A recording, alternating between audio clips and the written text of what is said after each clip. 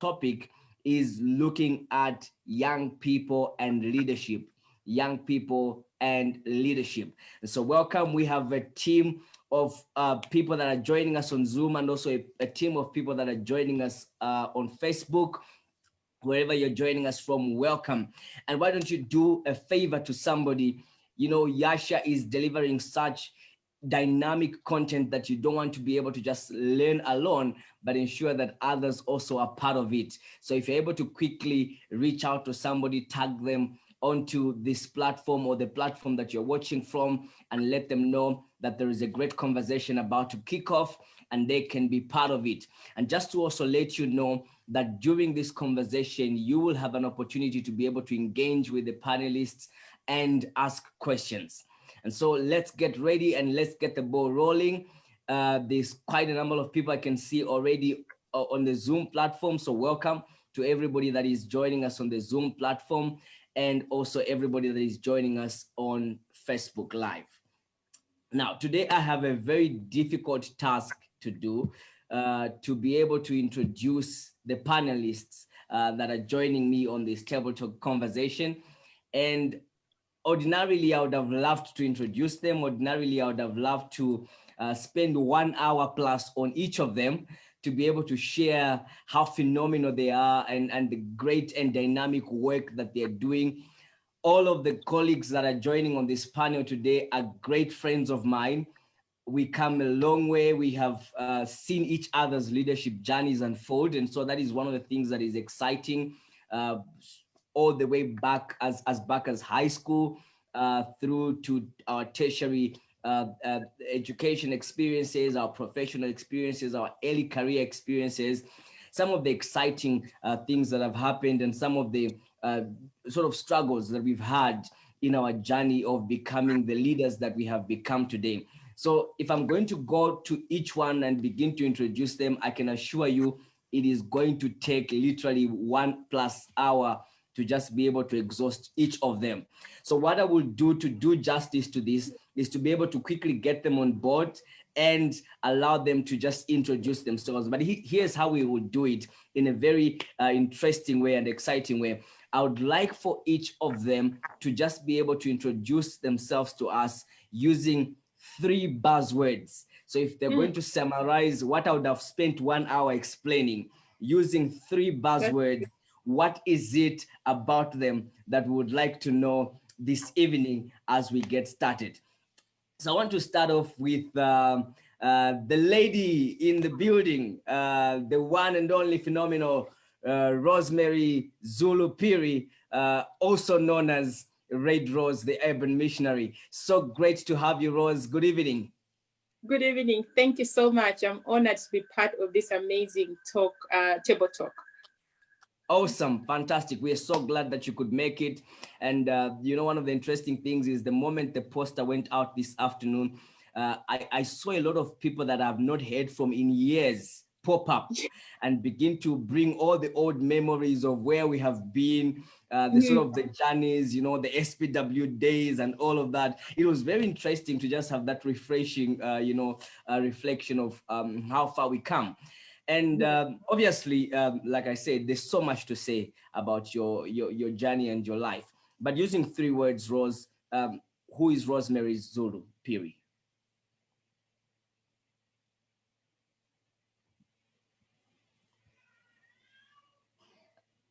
Would you like to unmute your mic, Rose? I think your mic was muted.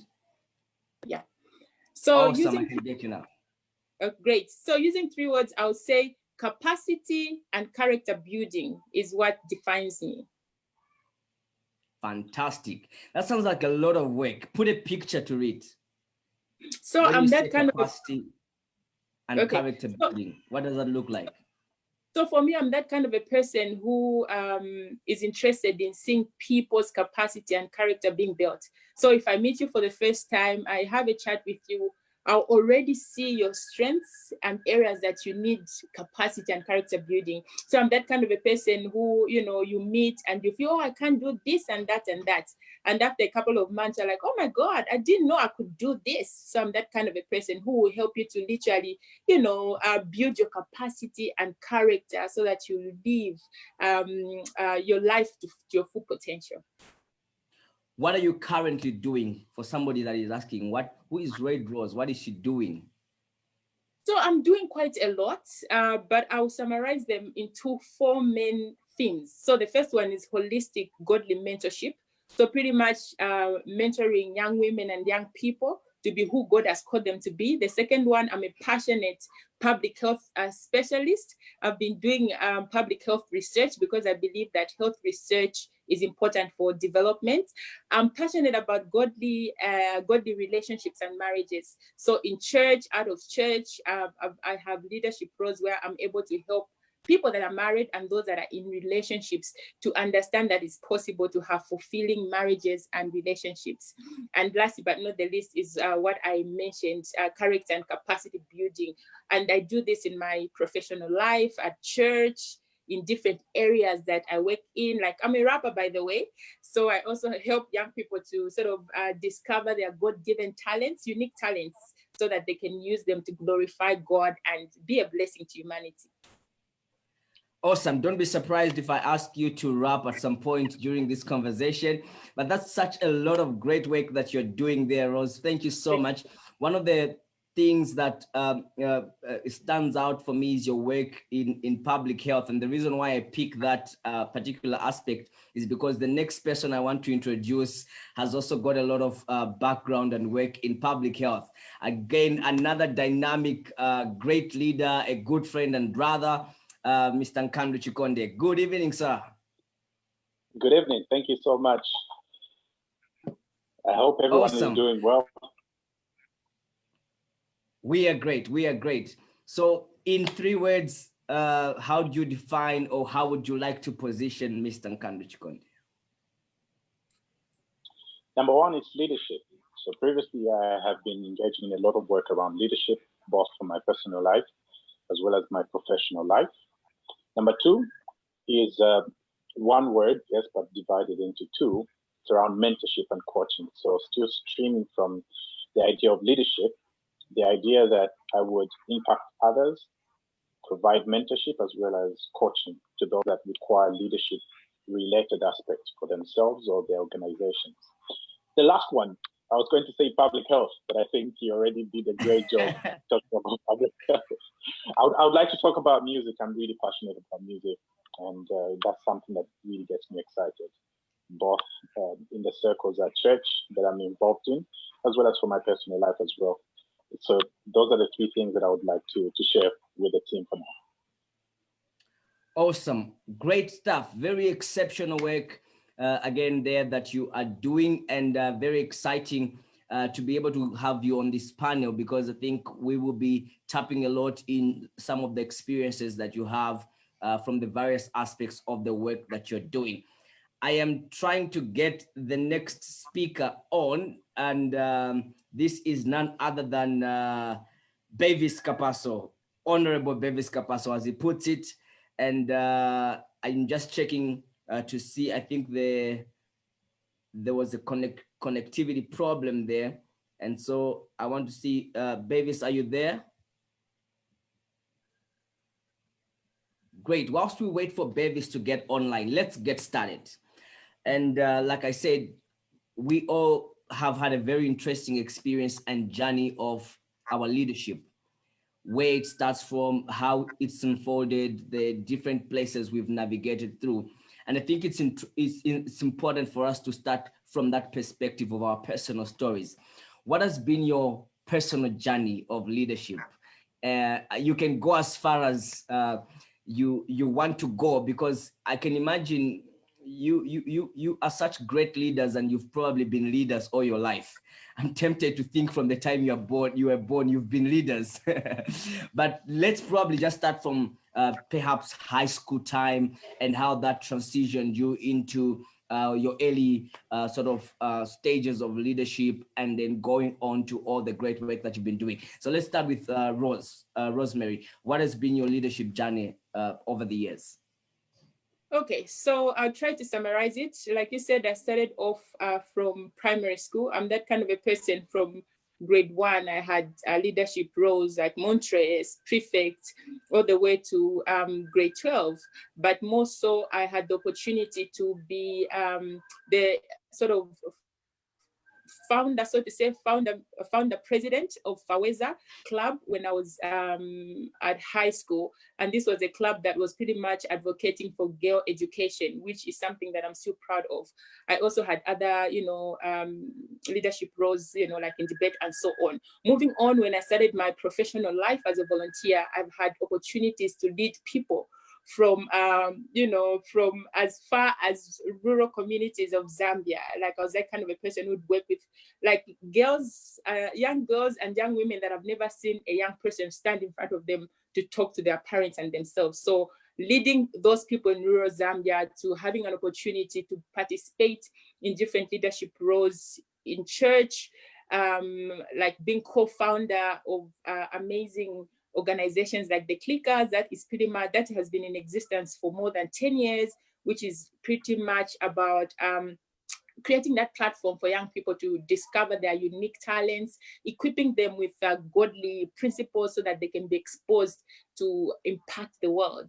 I've also had opportunities to work abroad and working with young people from different countries, like building their capacity to be able to hold their governments to account. But more so, I had an interest in advocating for the global South, because I knew that young people in the global South needed, more opportunities and also, funding. So I was that kind of a person who would inspire young people in developed nations to hold their governments to account, to advocate to their governments, to be able to increase funding for young people in the global South, to be able to include young people in leadership processes, starting from planning to evaluation.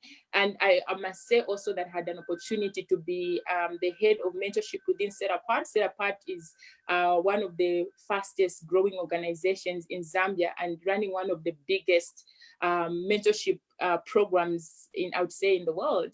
And I was the first head of mentorship, pretty much working with the visionary to come up with the mentorship department, which is something I'm proud of. Currently, I am, doing work, around beauty with brains and character and married and mastering, where I'm doing videos just to reach the four corners of the world, because I know I can't be everywhere, by giving them time-tested tools to either build their character, grow their brains, have a different perception about what beauty really means, or people that have given up on marriage, giving them hope and time-tested evidence that it's possible to be happily married. So yeah, my life is pretty much about that. Maybe lastly, like in public health, I've had opportunities to work with different organizations. I'm currently serving as a secretary for the formerly called District AIDS Task Force, and I've been secretary for a couple of years. So this committee is pretty much in charge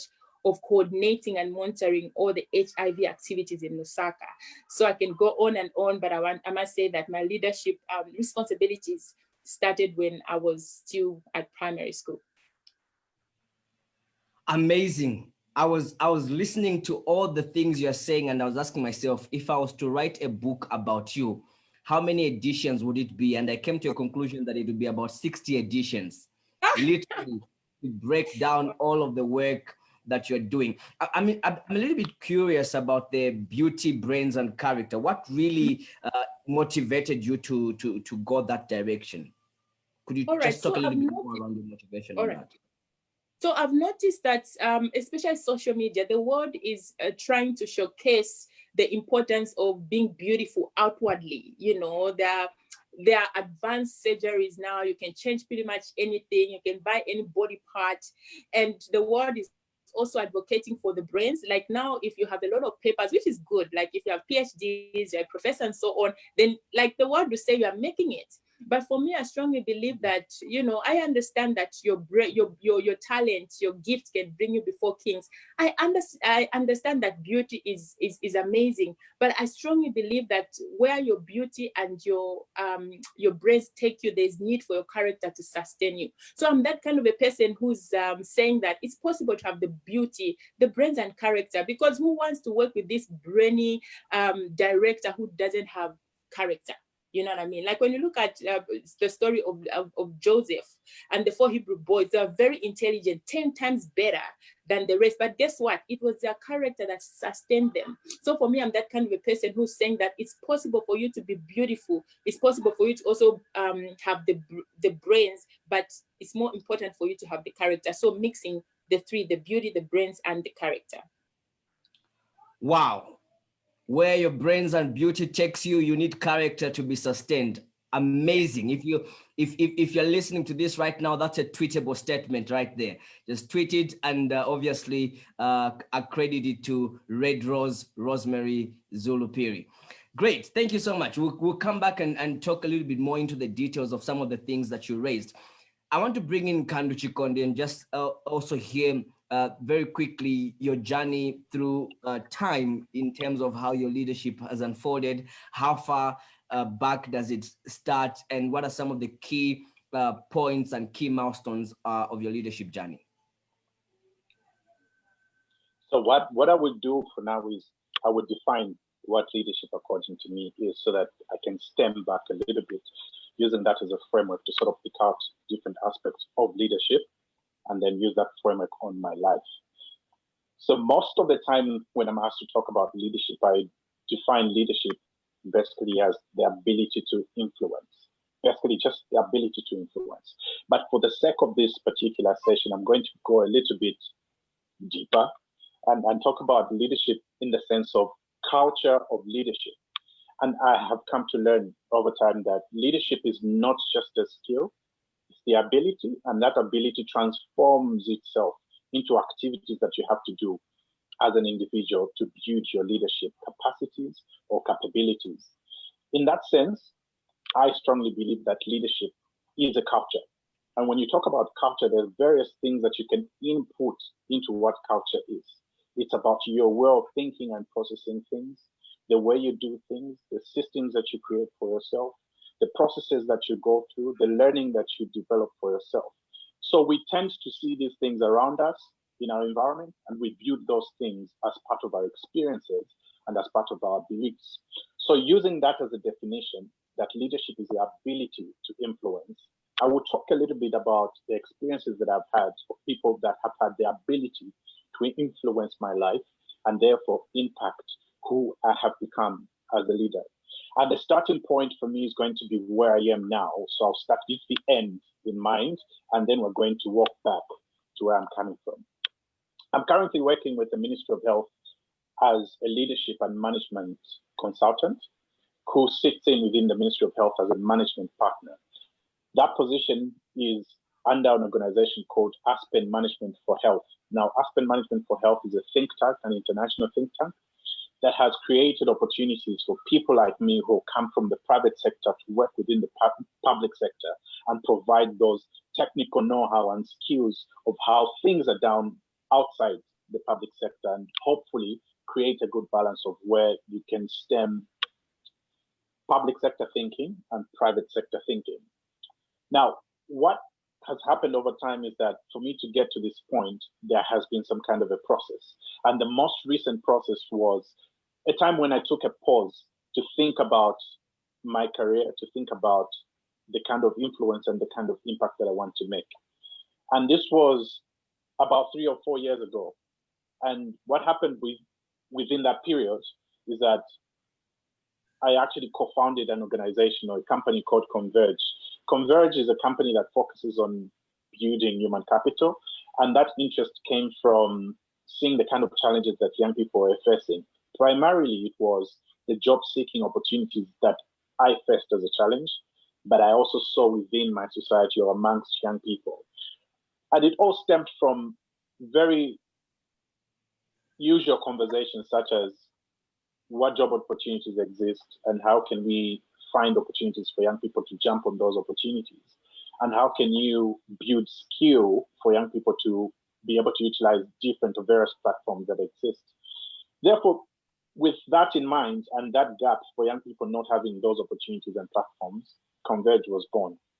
And that was another aspect that was related to me trying to build my skill as a leader, to manage an organization, to manage a company on my own, to look at different ways in which I can be influenced by people that I have worked with, but also those that are my peers on the same level as I. All that came from me working within the public sector, and I saw the kind of challenges that existed there, despite having leadership roles in various organizations up to this point. I did see the gap that existed when it comes to leadership issues. So I jumped up to that opportunity to say, I need to build my capacity and sort of fill in that space. And I have had so much influence from those that I've worked with. I've worked, for example, with International HIV and AIDS Alliance. I've worked with the Catholic Agency for Overseas Development. I've also worked with various research institutes from various universities, such as the University of Cape Town, the University of Western Cape in South Africa as well, and various entities that are focused on public health research. With that, I moved myself to build leadership and management capabilities by training, actually getting education in that area, and not just being passionate about what leadership is. And all those conversations kind of came from high school. I used to be debates president back at Material Boys, and it was not only for the school, but for sort of the country or the union of presidents at the time. So I could notice myself being given opportunities to become a leader, but two things stood out for me. One is that some of the opportunities, I was prepared for them. So I saw that there were these opportunities that existed and they consistently worked towards them. But two, there were just opportunities that availed themselves and there was no one within my circle to sort of lead. And most of those responsibilities were placed on me. I'm mentioning those things because those will be critical as we move on and talk about different conversations. But the last piece I would like to talk about in terms of my leadership journey is where it all started beyond high school. I think most of the framing around thinking around leadership and management and moving along this journey came from my parents. So my father and my mother, just seeing them lead the family, seeing them build a relationship, seeing them lead who they wanted us to become, the kind of lessons that it taught us about self-leadership, about managing others, about building relationships. It all stemmed from there. And most of the processes that I've mentioned are just like stemming from that kind of foundation that we had from home. Over. Great, thank you so much. Very interesting to hear, particularly when you bring and highlight all the different facets of your journey and how they influence the sort of leadership frame of reference that you've become or that you're using now. And it's interesting to be able to just see that the different aspects of life, whether it's in family, in church, in school, and all other places, does definitely significantly form a very important frame of reference to what our leadership culture, as you had earlier on started talking about, becomes. And the reason why this is important is because sometimes it happens sort of subconsciously. People don't realize it, but actually we are constantly picking on different aspects of leadership. I remember I sort of usually have this conversation with reference to how in high school, for example, we usually were never told what leadership means. Oftentimes you just be appointed as a prefect, and your frame of reference of what being a prefect means is basically what you saw from your predecessor. So your predecessor prefect used to punish you. So your definition of being a prefect is basically to punish people. I remember the first time I was appointed as a monitor for a class, I didn't have a leadership frame of reference that was correct. So all I thought to be a monitor in a class is to basically find faults in people and expose them and get them punished. And the reason why I bring this is because it's important at some point to become very aware and objective in terms of what is actually framing my leadership, what is my leadership frame of reference, and what am I building my leadership culture on. So very interesting that you bring and highlight all those aspects. We will be coming back to some of those things that you've brought into this conversation at some point. And just to remind everybody else that is joining us that in the course of this conversation, we'll be bringing you on board to ask questions. As a matter of fact, if you have questions already, you could start typing them. Those of you that are on Facebook Live, you could type them on the page. And those of you that are joining us directly in the Zoom platform, you could also type them on the chat box. And at some point, we're going to pause and be able to answer and respond to some of the questions. It doesn't have to be a question. It could also be just a contribution. And feel free to also add your voice to this critical conversation as we deal with young people and leadership. Now, we had one of our panelists missing for some time, and I'll explain to you why he's been missing. First of all, he's a baby. Today is his birthday, so he's just pretty much trying to catch up with everything on this part of the world. So we first and foremost want to say a happy birthday, happy Yasha birthday to Bevis Capasso, and I want to immediately bring you on board. Good evening, sir. Good evening and a very big happy birthday to me. Thank you so much. If there's anything like that. Yeah, no, thank you. Apologies for that. Yeah. I know you've been following the conversation in the background. And one of the things that we started off was just using three things or using three words. Basically, who is Bevis Capasso?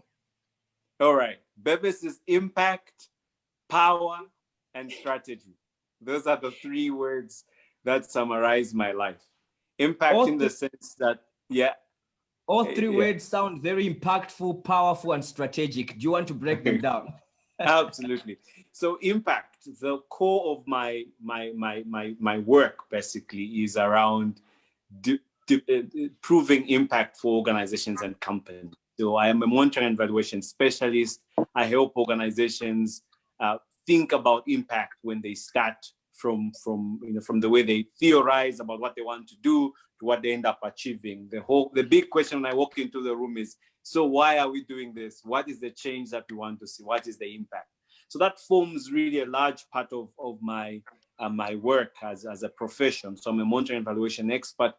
Strategy is a big thing about what I do and the way I lead my life. There must always be a way of getting to where we want to go. So if you want to take me anywhere, you have to explain the how. So you just don't tell me why, you have to explain the how.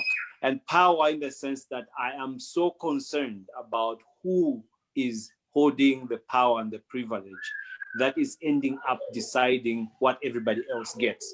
So like everybody described leadership as influence and so on. I just want to add to that actually that leadership has got to do with power. It's got to do with you having the power to guide others to a particular destination. And if you do not manage that power correctly, the results are seen by the outcomes of decisions that you make in the people that follow you. So we in Africa, when we say Africa is poor, we are products of the decisions that those in power have been making at whatever level. So that's why those three words really concern me everywhere I go. I want to see what is the impact, what's the strategy, and where is the power lying, and how are these three interplaying? Yeah. Quite a lot of profound insights there, Bevis, that you're bringing in. I want to agree when you say you're the kind of person that always wants to define how we will get to where we're getting. If there is anything I know you for is being systematic and sort of having a clear direction to get to the target or to get to the goal. I always joke and say, if you're with Bevis, almost for any decision you make, there has to be a diagram and some processes somewhere. There will literally be a PowerPoint with a graphical sort of illustration of how we'll get there. So that's the kind of person that Bevis is. But all of that is very important in being strategic, as you say, and sort of having a very systematic way of understanding where are we coming from, where are we, and where are we going. And you mentioned something very important around the fact that some of the challenges we're grappling with now, or essentially we're a product of some of the decisions that our leaders have made, whether good or bad. We at various levels today, we are really dealing with some of the consequences of the decisions that other leaders have made. And using that particular point, I want to quickly navigate this conversation to the next level. And whilst you are on, Bevis, I want you to talk a little bit more around why is it important for young people to lead? Our focus is young people and leadership. So why is it important for young people to lead? Thank you so much, Ben. Just to say that I am so concerned about young people leading because myself, I am both a victim of the suppression that we young people face to rise up to leadership. And I've also succeeded in particular spheres. So in my own right, at a very young age, I was leading organizations like World Vision, working as the highest M&E person guiding the country. I've worked at global level as an international M&E expert, supporting a big federation like ActionAid, looking after 49 countries, traveling around the world, restless development. I did similar things based in India and so on. In my journey, one of the things that I constantly needed to do, and which is very ironic, each time I did anything great, and I'll tell you a story just now of what happened. Each time I did anything great, people would always ask, how old are you? And I would find that very, very fascinating, because if somebody far older than me did a similar thing, they would not dare ask. It's almost as though, sorry about that. It's almost as though my legitimacy to doing anything good would need to be made based on how old I am. A quick story. I was in Italy at age 21 in Rome. I'm presenting at a conference of world leaders, and I'm presenting a model of development. I called it downward accountability, how development must be dependent on communities coming upwards. Another professor, probably I think in his 50s or 60s, comes and is presenting a very interesting proposal, which is almost counter to mine. He's talking about downwards accountability, but he's talking about expanding it to various communities. And so we clash and we start to debate. By the time I'm done, I won the debate, to cut the long story short. And before he left the podium, he looks at me and asks me, so how old are you again? And I responded and I said, look, thank you for your question. I would love to answer that because it's a personal question. I'll give it to you when we meet personally. But I think if you want to know more about me, I'm an expert. I'm a youth expert, and this is what I do.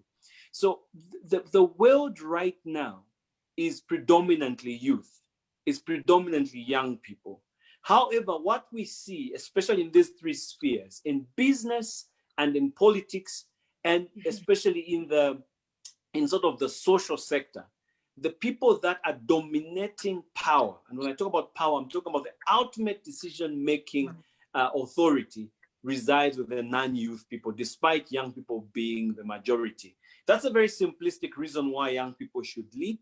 But a more even important reason is that when you think about the consequences of the decisions that these people we have entrusted with power are making. Say, for example, let's speak politics. The people that we have entrusted to be our political leaders right now, the decisions that they are making are the ones that are resulting in Africa being the poorest continent on earth. So why should we continue to entrust people that are constantly taking us backwards? Talk about business. I have some statistics that, most billionaires right now, let me actually, I could read that out just to give you one, and then I'll stop here. You always tell me I read graphs and so on. I'll not present this one, I'll just read it out to you. It is a very interesting study that was done. Billionaires, the majority of the billionaires are between the age of 55 and 75, sir.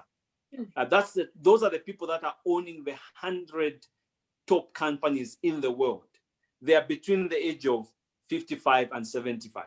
So the people that are controlling money right now and deciding where money should go are billionaires above that age. So the question is, the world problems we're experiencing right now, which can be solved through finance, such as global hunger, could be solved if a couple of people could just come together and say, let's put money in this direction.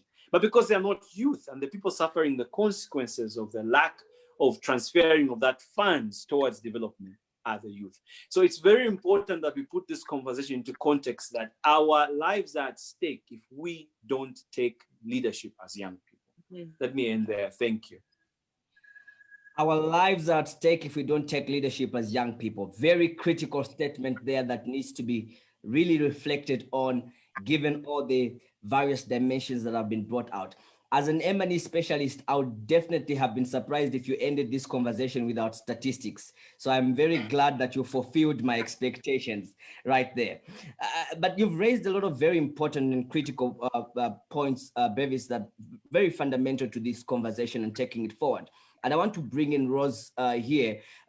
Bevis raises a lot of issues around some of the stereotypes that young people have to deal with in the process of rising in leadership and navigating through their leadership journey.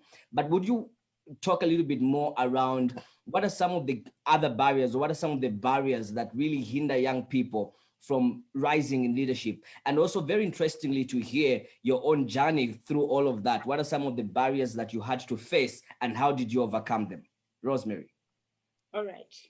Thank you so much. Yeah, it was interesting to hear the statistics that Bevis put up, like 55 to 75. Wow. And then, they're the people that make decisions for us.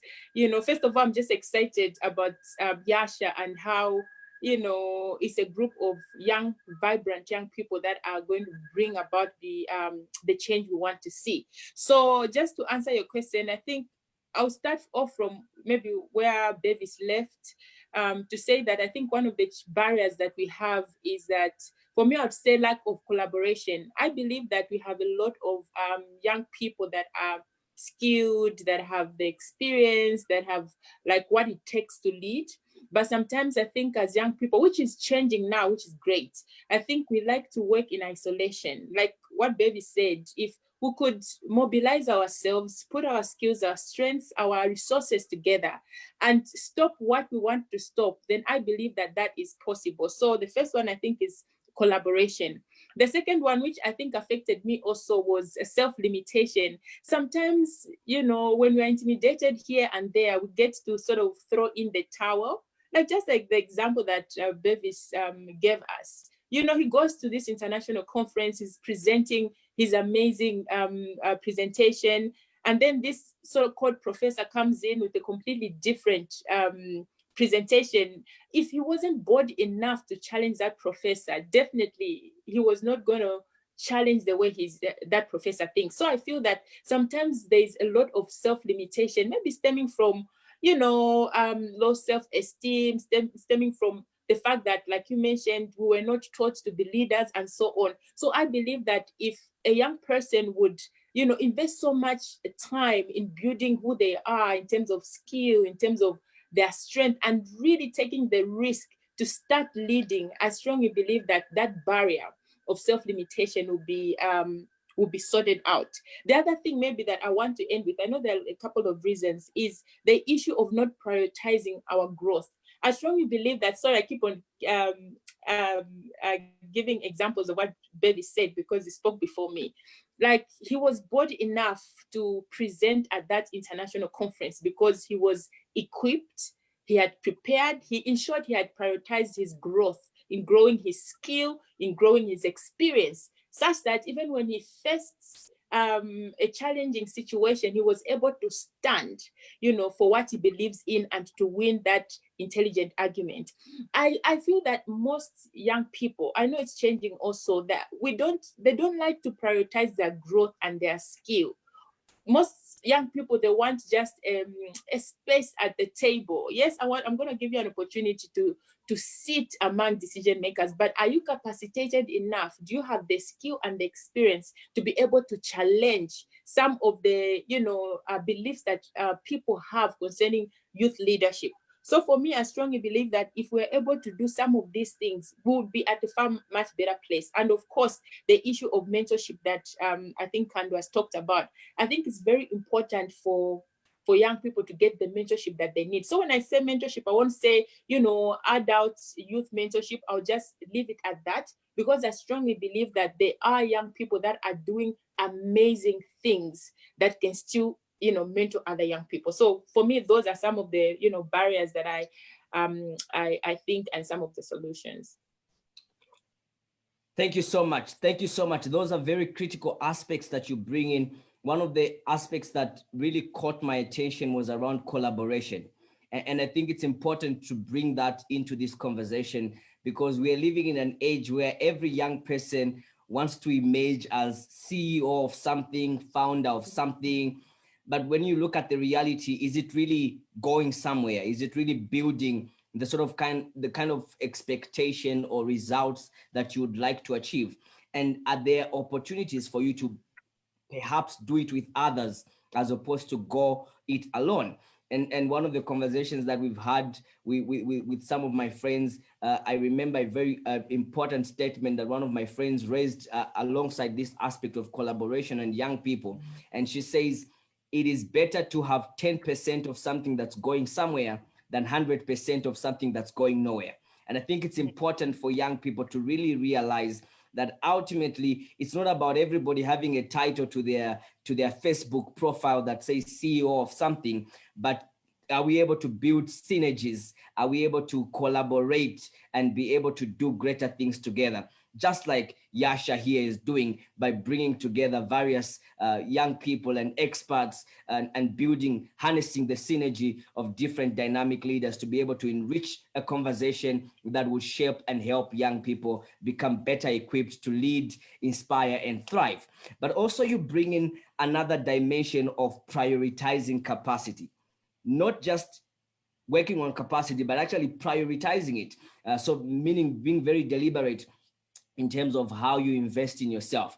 And I think that naturally leads us to the next level of this conversation. And I want to invite Nkandu to come in and talk a little bit about how can young people then build greater leadership capacity. We've heard from Bevis the context in which we're having this conversation. Why is it important for young people to lead? And Rosemary added to that by dealing with the different dynamics of some of the barriers, stereotypes of the young people are faced to be able to rise in leadership. And one of the things coming out there is obviously the issue of capacity. Would you like to talk us more in terms of young people being able to build greater leadership capacity? Nkandu Chikonde. Great. Thank you so much, Ben. And I love the fact that you've actually said building greater leadership capacity. I was hoping you would say greater leadership. And then I was going to argue that there's nothing called great leadership. Because most of the times we look at leaders and think, wow, they're great. And I think therein lies the problem. Because leadership, like I mentioned, is just the ability to influence. So anyone can influence.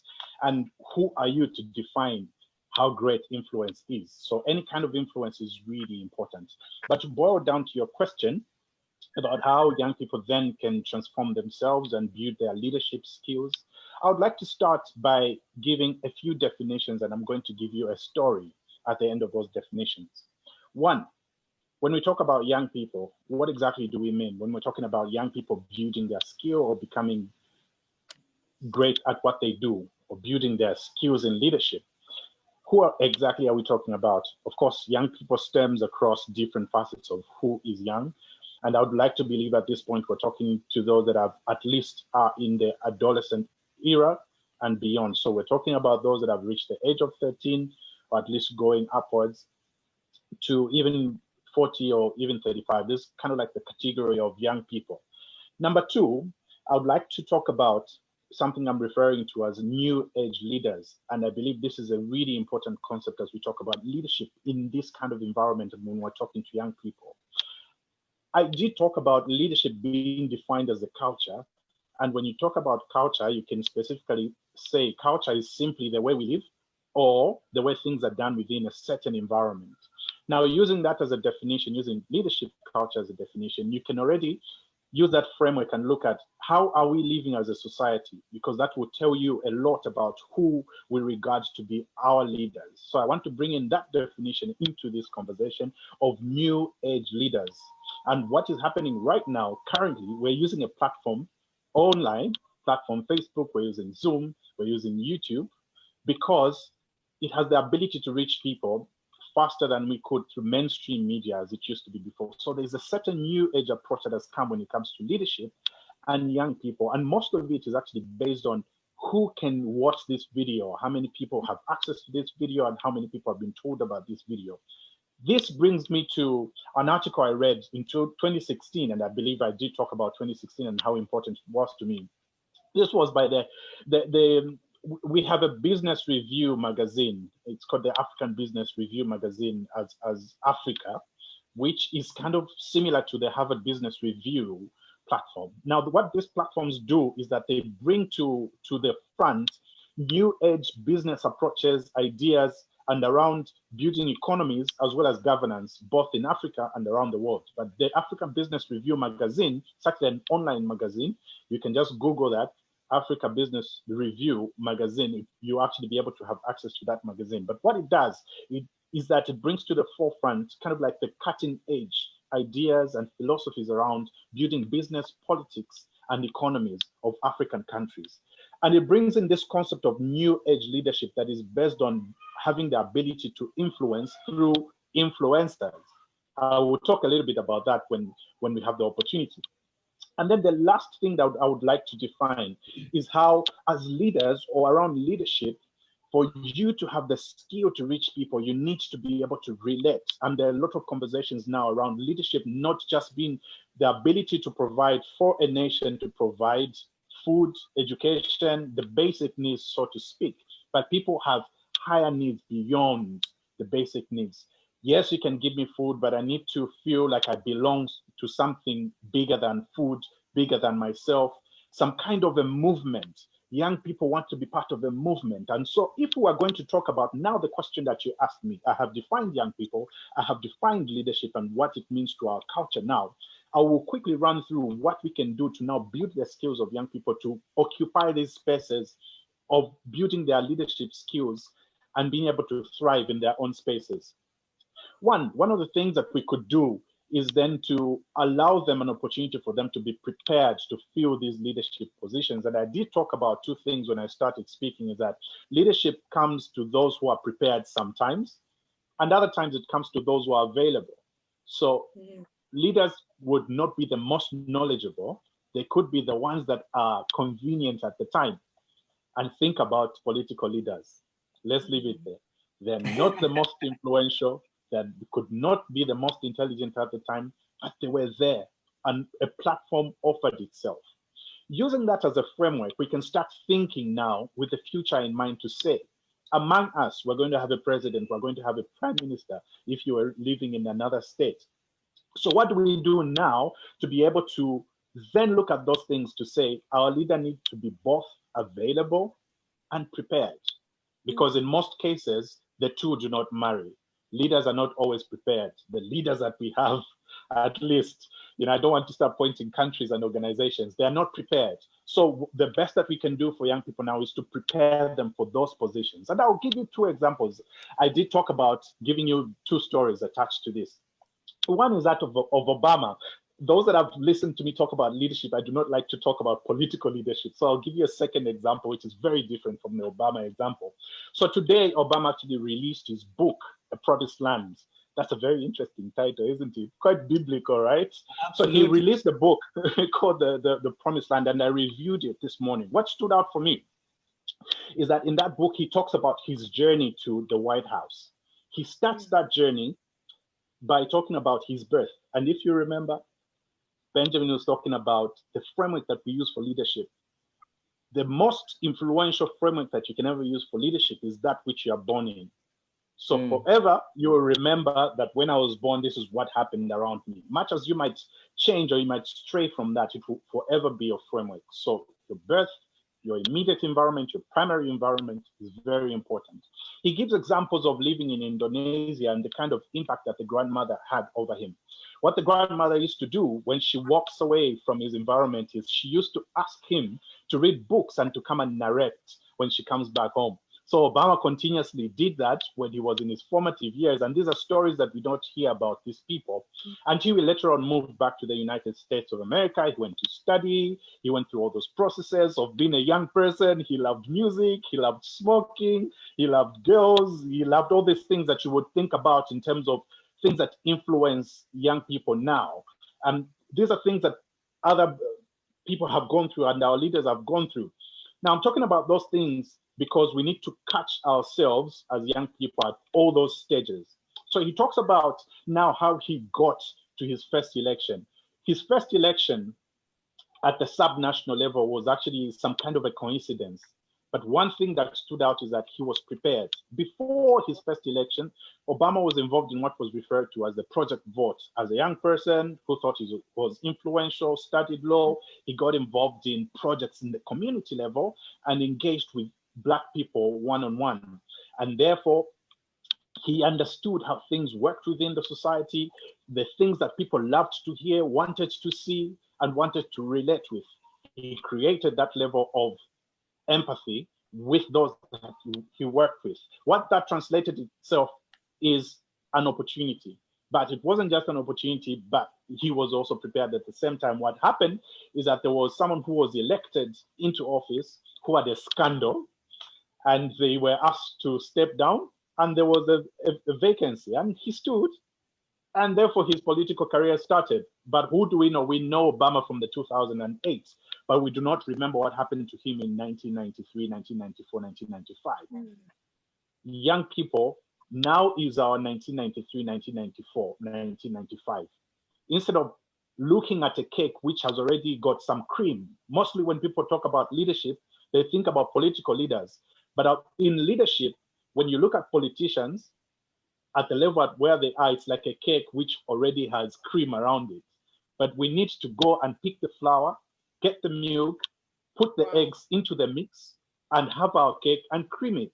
So right now, that is what we're doing. The best thing that we can do for ourselves is to prepare the cake, because this opportunity to eat the cake is definitely going to come. My final example is that the cake for my birthday. Moving away from moving away from politicians, I like to give this example of Lewis Hamilton. Some of you might be aware that over the weekend, he actually won the 7th World Championship for Formula One, and he's won podiums. He's been on the podium for 94 times, so he's won it more than anyone has ever done. And this is the most lucrative business when it comes to sport, won by a Black person who is exactly my age. And it's interesting that this is a young person that has become so influential, but has utilized the opportunity that has been put before him. Now, Lewis Hamilton today is a world champion. What do we know about him in the early 90s? Similar to Obama, he had a lot of influence from his dad. So his dad took him go-karting. Some of us do take our children to go-karting, and we don't really think about the impact that it will have on them, thinking about the future and the leadership and the kind of impact that they're going to have on this world. But the father consistently and persistently impacted on him the ability to be able to drive, the ability to be disciplined and to be consistent. And today, long story short, is a world championship because of some of those lessons that he's learned. So even when he talked about the framing of his success, it all comes from that kind of background. So let us meet ourselves in the 90s, using 90s as a framework to say, catch them when you can, when they can be trained, when you can put eggs, when you can put milk, because a cake that is ready from the oven you cannot put eggs on it and try and make it nice. Nothing is going to happen. So young people need to build their skills now. So how do we do that? By connecting with one another, by using other people that have gone before us. We don't need to reinvent the wheel. There's a lot of examples around us on how we can become better leaders and how we can become great leaders. It's all about influence. And which is my last point. I have this notion that the next leaders in the next 10, 15 years will not actually be the most skilled, but the most influential. And using the concept of influencers, and this is something I learned even from the Africa Business Review. Please take the time to read it. They talk about how the future leaders are the current influencers. So if you're influencing and you have a following now, people will automatically think you have the ability to lead. So more so, we need to find you now and prepare you, continue with your influential position, being an influencer in whatever, whether it's media, it's music, it's business, continue being that, but we need to find opportunities then to build that skill through deliberate interactions, both on a one-to-one, but being deliberate about building the skill and the knowledge around leadership. Let me end there. This should be an introduction, Pastor Ben, because we have a lot to talk about. Wow. I'm listening to all of you guys speak, and I'm asking myself, do I actually know you? That's why we did the master class. New age leadership, very important aspects there that you bring in. Again, those of you that are joining us on Facebook Live and those of you that are in the Zoom platform, feel free to type your question. If you have a question, we'll just be wrapping up now. We have a bit of some time to just pick a few questions, but also it would be great if you could just post what you have learned, some of the things, key things that you have learned from this. The idea with this is that the conversation doesn't end once we go offline. The conversation will continue on the Yasha Facebook page. So you need to ensure that you continue to still engage, post your questions there. And at some point, we will be able to get the different panelists to come and respond. Nkandu challenges us that we are in our 1993, 1994. This is a good time for us to prepare. I like the way you put it. We shouldn't be looking at the cream on the cake. This is time for us to begin to put our ingredients together. I always like to say, don't get caught up comparing your first chapter with somebody's final chapter. And sometimes that's the trap that young people find themselves in. They're comparing somebody's final chapter with their first chapter. You focus on your first chapter and keep writing it. Eventually, you will get to your final chapter as well. And that's exactly what Nkandu is trying to make us understand here. I want us to begin to wrap up this very rich conversation that we are going to pause, but continue in the coming series and continue to talk about some of the things that have been raised here. This is Yasha, and the whole idea is to be able to ignite something in young people that triggers them to want to lead, inspire, and thrive. And a lot of things have been raised from this conversation from all our three panelists. But I want to go back to them as we begin to wrap up and just ask them to speak directly to every young person that is on this platform that has joined us. From your own personal journey, from your insights, from your experiences, what will it take for every young person listening to us right now to be able to yasha their leadership at whatever level they are? What are some of the practical things that young people can begin to do right now to be able to set on fire or set ablaze their leadership sort of profile and be able to create the influence that they need to begin to create? Let me start once again with Rose, and then we'll go to Bevis and end with Nkandu. Thank you so much. Wow. Like I'm here also learning so much. And I don't know if I know any of you, you know. I don't know if I know you. And I'm just thinking that I need a proper date with each one of you so that you can continue this session with me on a one-to-one. But it's really amazing. The moment you say date, Bevis is thinking, is there going to be a cake?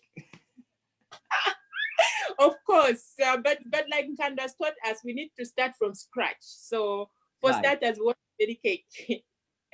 Great. So for me, I think my last words to you who's watching right now is we've heard, I love how Nkandu put it, to say, you know, it's not enough for us to admire the finished product, the cake. We need to think about, you know, when does the process start? And when you do that, it's easier for us to be motivated to also start our process, you know, because there is still hope for us. So I'll still go back to say it's important for us to build our capacity.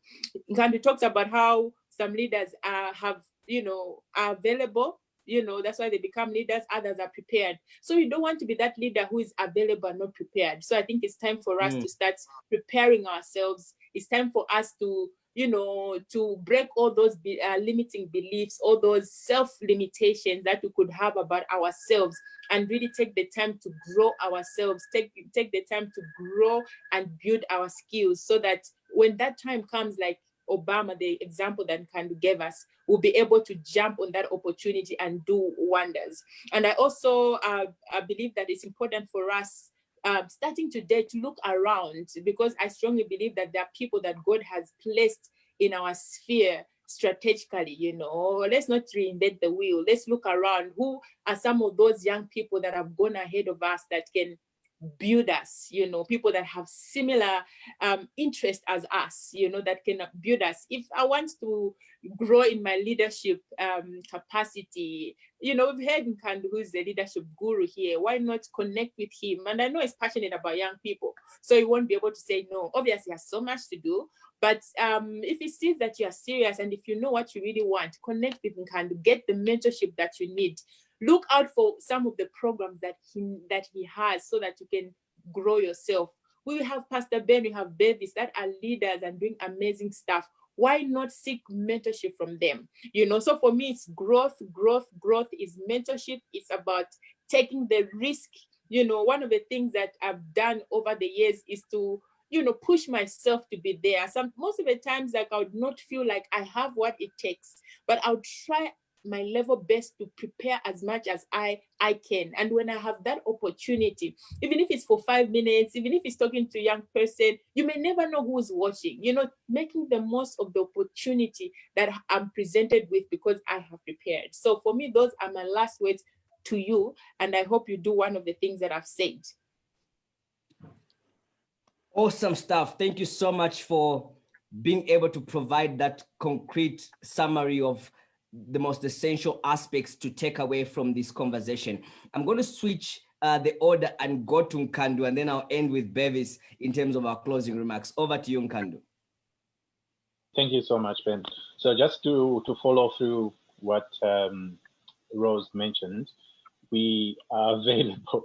And I think this is quite important to mention that, because we can influence each other positively, and we are here to transform each other. So think of this particular cohort, this particular group, as an opportunity to create influence for yourself and others as well. So we have various things that happen on our Facebook page, Yasha. Some of you are already there. You should look out for those opportunities. And what we want to do now is to create a masterclass where we can go or delve a little bit more into detail on some of the things that I've mentioned. There's a lot of unpacking around leadership and management, and that we would like to share. So we really look forward to that opportunity. And believe me, we have people with the capacity, the knowledge. They just need people that are willing to listen and willing to create impact within the group. So I'm really looking forward to that. My final remark is just to say, there's a statement a friend of mine likes using. It says, trust the process. As young people, sometimes we get overwhelmed with what we see happening around us and how people are seemingly successful. And we want to get to the end of the result and forget about the process. Just trust the process. Do one bit at a time. Read that book from your grandmother like Obama did. Go for training. Go on a go-kart as opposed to arriving on a 720 horsepower Mercedes that Lewis Hamilton is driving now. Go back on a go-kart. Enjoy the process of being around the go-kart circuit. And those little connections will lead you to a bigger connection. Thank you so much. Awesome stuff. Thank you so much, Nkandu. And before I invite Bevis to come in with his closing remarks, there are quite a number of comments that have come in. I may not be able to read all of them, but there's one that catches my attention in the Zoom platform. Timothy says, next episode should be on radio. This needs to reach the wider network of youths. Very rich content on youth leadership development. So there you have it, Yasha. You are being asked to take this on radio so that it's able to reach as many people as possible. Bevis, your closing remarks, please. Yeah, no, thank you so much. It's been amazing. And I think we have barely scratched the surface. And I think, as every speaker said, Agreed. This is only the start. Come to Yasha, come onto the platform. There will be further more episodes where we'll break these things down into more detail. But for me, I think what is important, first of all, do not be cheated that you are the leaders of tomorrow. That is a lie.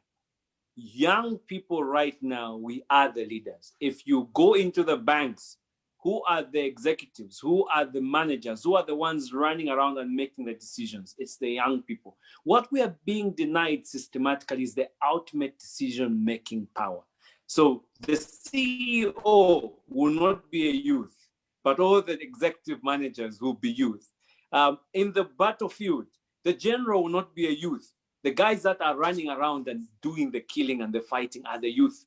Similarly, in political parties, the cadres and the ones mobilizing everyone are the youth, but the people on top are non-youth. So basically, it's something we need to desire. We need to desire leadership at all levels. Look for it. So don't be cheated that you are the future. You are now.